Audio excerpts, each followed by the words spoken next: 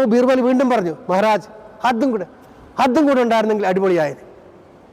അങ്ങനെ പല പ്രാവശ്യം പറഞ്ഞു കഴിഞ്ഞപ്പോൾ രാജാവ് ചോദിച്ചു, നിങ്ങൾക്ക് എന്താണ് വേണ്ടത്, ഇനി എന്താണ് ഇവിടെ ഇല്ലാത്തത്?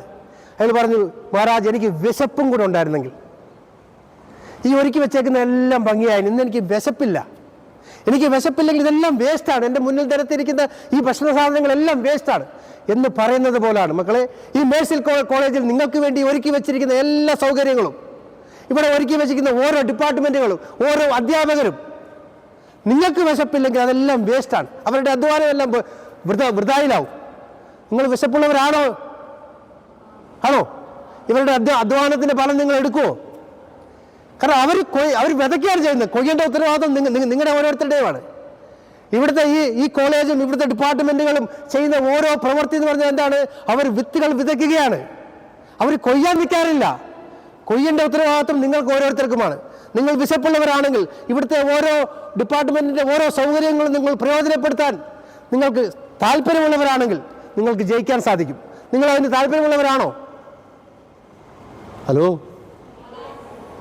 yes or no? Okay,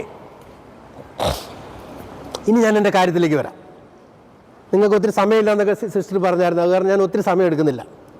sister പറഞ്ഞു പിടിയേരി പദ്ധതിയെ പറ്റി പറഞ്ഞു അല്ലേ?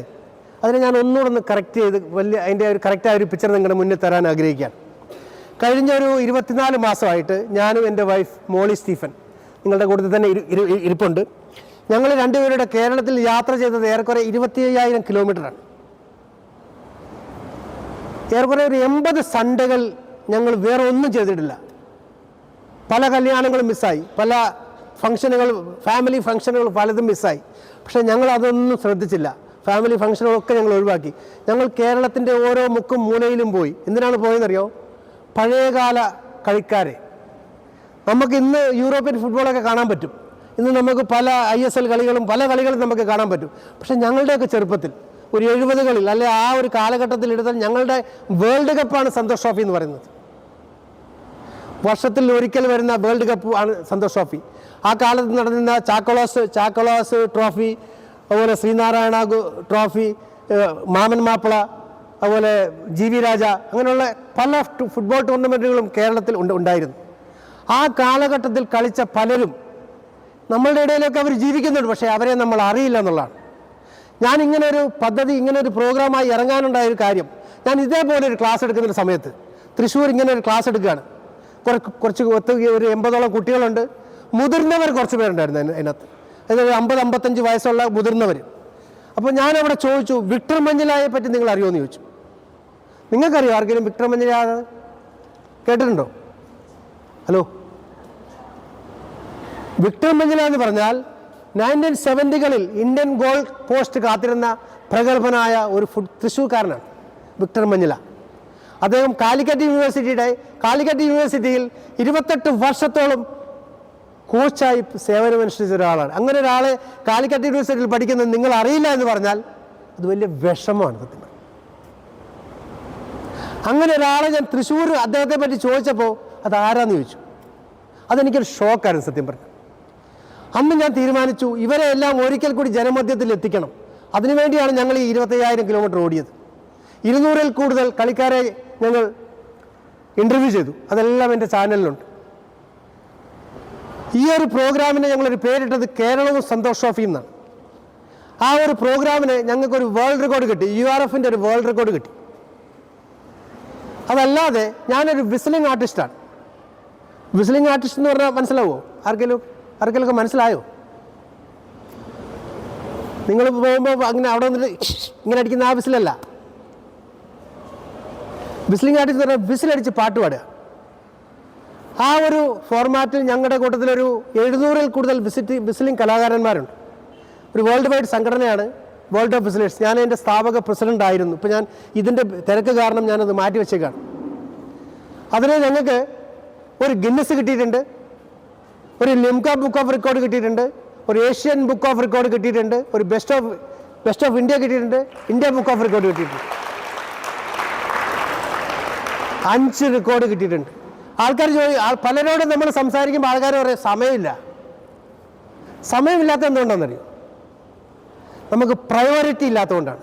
നമുക്കൊരു കാര്യത്തിന് പ്രയോറിറ്റി ഉണ്ടെങ്കിൽ സമയം ഇഷ്ടം പോലെ ഉണ്ടാവും. ഞങ്ങൾക്കിപ്പോൾ രണ്ടാൾക്ക് ഇഷ്ടം പോലെ സമയമാണ്. ഞങ്ങൾ യാത്ര തന്നെയാണ്. ഇപ്പം ഇന്നലെ രാവിലെ 7 മണിക്ക് തൃശ്ശൂർ കോർപ്പറേഷൻ സ്റ്റേഡിയത്തിലായിരുന്നു പ്രോഗ്രാം. അത് കഴിഞ്ഞ് ഉച്ചയ്ക്ക് ശേഷം ഞങ്ങൾ രാജഗിരി കോളേജിലെത്തി. ഇന്ന് രാവിലെ നമ്മുടെ മുണ്ടൂർ ഹയർ സെക്കൻഡറി സ്കൂളിൽ ഒരു സെഷൻ കഴിഞ്ഞിട്ടാണ് ഞാനിപ്പോൾ ഇങ്ങോട്ട് വരുന്നത്. വൈകുന്നേരം 4 മണി മുതൽ വീണ്ടും വിക്ടോറിയ കോളേജിൻ്റെ ഗ്രൗണ്ടിൽ ഒരു സെഷനുണ്ട്. ഈ സെഷനൊക്കെ ഇങ്ങനെ എടുത്ത് നടക്കുന്നത്, ചിലരൊക്കെ പറഞ്ഞു ഇയാൾക്ക് വട്ടാന്ന് പറഞ്ഞു. സത്യം പറഞ്ഞ വട്ടുണ്ട്, ചെറിയൊരു വട്ടില്ലായില്ല. ചെറിയൊരു വട്ടുണ്ടെങ്കിലേ ഇങ്ങനത്തെ കാര്യമൊക്കെ ചെയ്യാൻ പറ്റുള്ളൂ. നിങ്ങൾ ചരിത്രമെടുത്താൽ ആരെങ്കിലുമൊക്കെ കഷ്ടപ്പെട്ട് എന്തെങ്കിലുമൊക്കെ ചെയ്തു വെച്ചത് കൊണ്ടാണ് ലോകം ഇങ്ങനെ ഇതായി നിൽക്കുന്നത്, അല്ലേ? ഇപ്പോൾ ഞാനിപ്പോൾ ക്രൈസ്റ്റ് കോളേജിലായിരുന്നു എൻ്റെ ആദ്യത്തെ സെഷൻ. ഒരു 100-300 കുട്ടികളുള്ള ഒരു സെക്ഷനായിരുന്നു. ആ കോളേജ് 67 വർഷങ്ങൾക്ക് മുമ്പ് ഒരു അച്ഛൻ്റെ മനസ്സിൽ ഉദിച്ചൊരാശയമാണ് എന്ന് പറഞ്ഞതുപോലെ ആയിരിക്കും ഈ മേഴ്സി കോളേജും. ഇവിടെയും ആരെങ്കിലും ഒരാളായിരിക്കും ഇതിനെപ്പറ്റി ചിന്തിച്ചിട്ടുണ്ടാവും, ഇവിടെ ഇങ്ങനെ ഒരു കോളേജ് വേണം, ഇവിടുത്തെ പെൺകുട്ടികൾക്ക് വേണ്ടി ഇങ്ങനെ ഒരു ആശയം അവർ നടപ്പാക്കിയത്. അപ്പോൾ എന്ന് പറയുന്നത് പോലാണ് ഇപ്പം ഞാൻ ഈ പറയുന്ന ഈ ഒരു ഭ്രാന്ത് ഒരു 10-15 വർഷം കഴിയുമ്പോൾ ഇതൊരു ചരിത്രമാകുന്ന ഭ്രാന്താണ് ഞാൻ നിങ്ങളോട് പറയാൻ പോകുന്നത്. നിങ്ങളെല്ലാം അതിൻ്റെ സാക്ഷികളായിരിക്കും. കാരണം 25 വർഷം കഴിയുമ്പോൾ ഞാൻ ഉണ്ടായിക്കോണമെന്നില്ല, പക്ഷെ നിങ്ങളെല്ലാവരും ഇവിടെ ഉണ്ടാവും. നിങ്ങൾക്കൊന്ന് പറയാൻ പറ്റും, ഇതിൻ്റെ ഒരു ആദ്യത്തെ സെഷൻ അറ്റൻഡ് ഞങ്ങളും ചെയ്തിരുന്നു. നിങ്ങൾ പറയോ? അപ്പോൾ എന്താണെന്ന് ഞാൻ പറഞ്ഞു തരാം.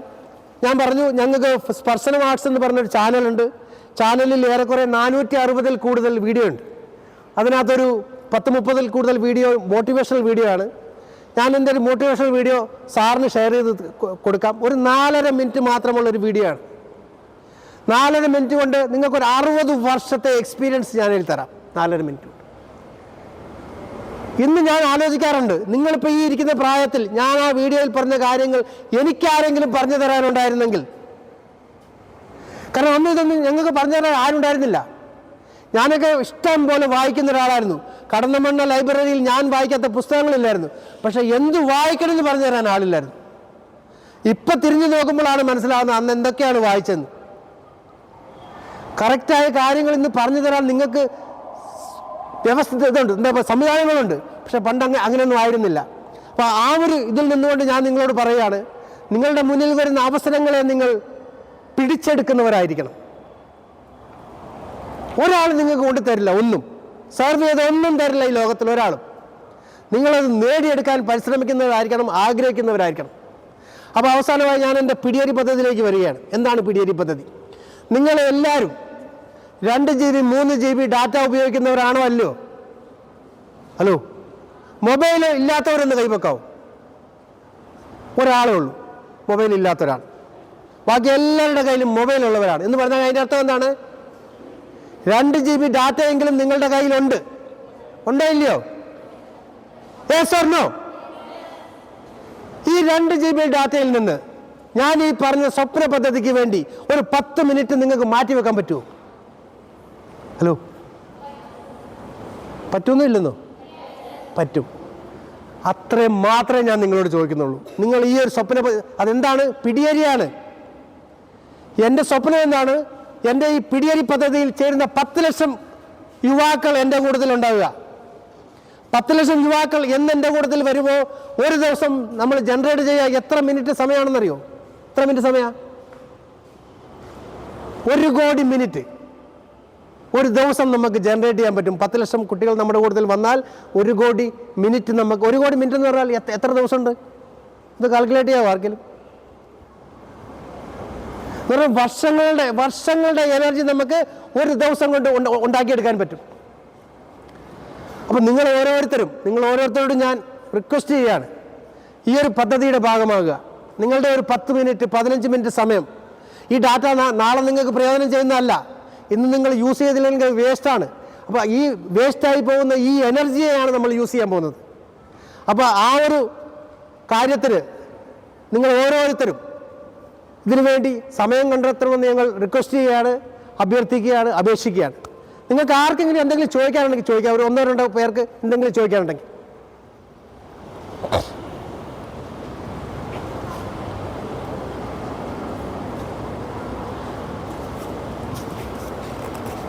രാജീവ് സാറിനൊന്നും ചോദിക്കാനില്ല? അല്ല, പിള്ളേർ ചോദിക്കില്ല, അതാണ് ചോദിച്ചത്.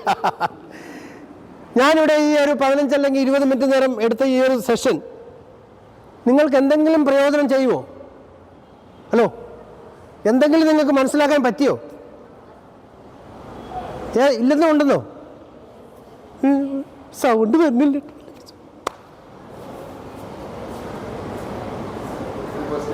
ആ ആ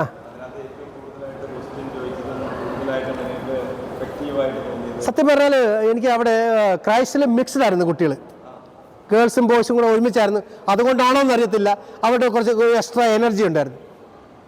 ആ ഒരു മിക്സ് കോളേജിൻ്റെ ആ ഒരു സ്വഭാവമാണെന്ന് എനിക്കറിയില്ല. പലരും പല ക്വസ്റ്റ്യനൊക്കെ ചോദിച്ചിരുന്നു. ഇനി ഇവർ ക്വസ്റ്റ്യൻ ചോദിക്കുന്നില്ല, നോ പ്രോബ്ലം. ആർക്കെങ്കിലും എന്തെങ്കിലും ക്വസ്റ്റ്യൻ ചോദിക്കാണ്ട് ചോദിക്കാം. ധൈര്യമായിട്ട് നിറച്ച് ചോദിക്കേ. പാട്ട് ഈ വയസ്സുകാലത്ത് എന്നെ കൊണ്ട് പാട്ട് പഠിപ്പിക്കുന്നത് ഞാൻ ശ്രമിക്കാം. ആക്ച്വലി എൻ്റെ തൊണ്ടയെല്ലാം ഉണങ്ങിയിരിക്കുകയാണ്, അതുകൊണ്ട് ചെയ്യാൻ പറ്റുമെന്ന് അറിയില്ല, എന്നാലും ഞാൻ ശ്രമിക്കാം. വിസ്ലിങ്ങിനെ പറ്റി പറയുകയാണെങ്കിൽ നമ്മളൊരു ഗിന്നസ് ചെയ്യാൻ പ്ലാൻ ചെയ്യുന്നുണ്ട്. ആരെങ്കിലും നിങ്ങളുടെ പരിചയത്തിൽ വിസ്ലേഴ്സ് ഉണ്ടെങ്കിൽ ഞങ്ങളുമായി ബന്ധപ്പെടാൻ പറയുക. നമുക്കൊരു ഗിന്നസ് ചെയ്യാനുള്ള പ്ലാനിംഗ് ഉണ്ട്. അത് നിലവിലൊരു ഗിന്നസ് ഉണ്ട്, വേൾഡ് റെക്കോർഡാണ്, ഇംഗ്ലണ്ടിൻ്റെ പേരിലാണ്. അവർ 900 വിസിലേഴ്സ് ഒരുമിച്ച് വിസിൽ ചെയ്ത ഒരു പരിപാടിയാണ്. മോസ്റ്റ് വിസിലേഴ്സ് വിസിലിംഗ് ടുഗദർ എന്ന് പറഞ്ഞ ഒരു കാറ്റഗറിയാണ്. നമുക്കൊരു 1000 പേരുണ്ടെങ്കിൽ ആ ഒരു റെക്കോർഡ് നമുക്ക് കൊച്ചു കേരളത്തിലേക്ക് കൊണ്ടുവരാൻ പറ്റും. ഞങ്ങൾക്ക് ഓൾറെഡി 600 പേര് ഞങ്ങളുടെ കയ്യിലുണ്ട്. ഇനി ഒരു 10-30 പേരുടെ കിട്ടിക്കഴിഞ്ഞാൽ ഞങ്ങളത് ചെയ്തിരിക്കും.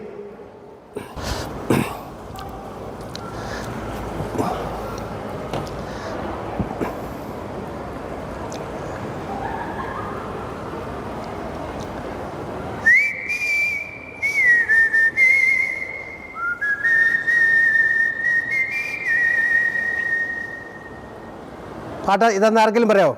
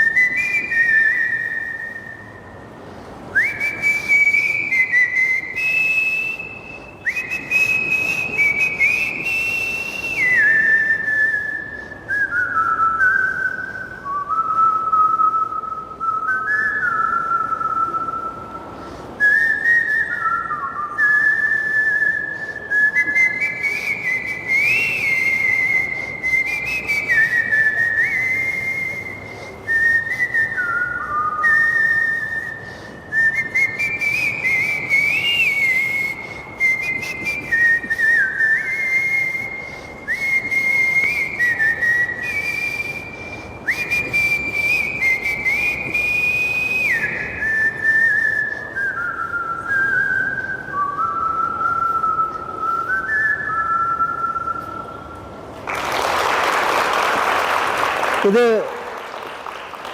1977 ഇറങ്ങിയ അമിതാഭ് ബച്ചൻ്റെ ഒരു മൂവിയാണ് യാരാന. ആ സിനിമയിലെ ഒരു പാട്ടാണ്, ചൂക്കർ മേരെ മൻ കോ കിയ തൂനെ ക്യാ ഇഷാരാ ബദലാ യേ മൗസം.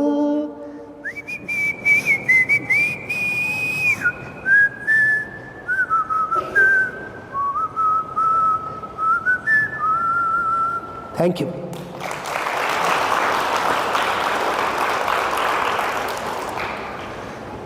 അപ്പോൾ ഞാനിത് എൻ്റെ സെഷനിലൂടെ വൈൻഡപ്പ് ചെയ്യാണ്.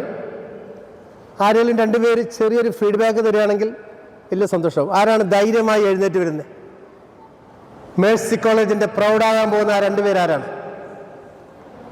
ഹലോ, ഞാനിപ്പോൾ മാഷ വിളിച്ച് കയറ്റി സ്റ്റേജിൽ ഓടിയോ മോളെ, ഓടിയോ ഓടിയോ, കയ്യടി.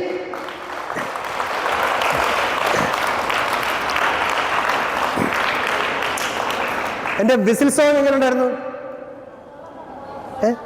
കൊള്ളാന്ന മലയാളം ഏതെങ്കിലും ഒരു പാട്ട് പറയും.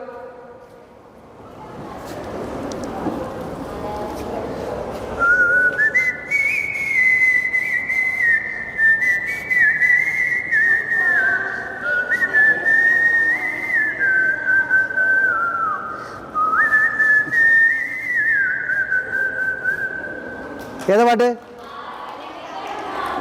പറഞ്ഞേ. ഹലോ, അപ്പോൾ നല്ലൊരു അവസ്ഥയായിരുന്നു സാറിൻ്റെ.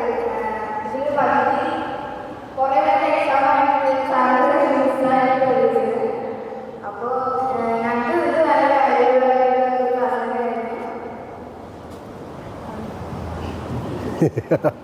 ഓക്കെടാ, താങ്ക് യു.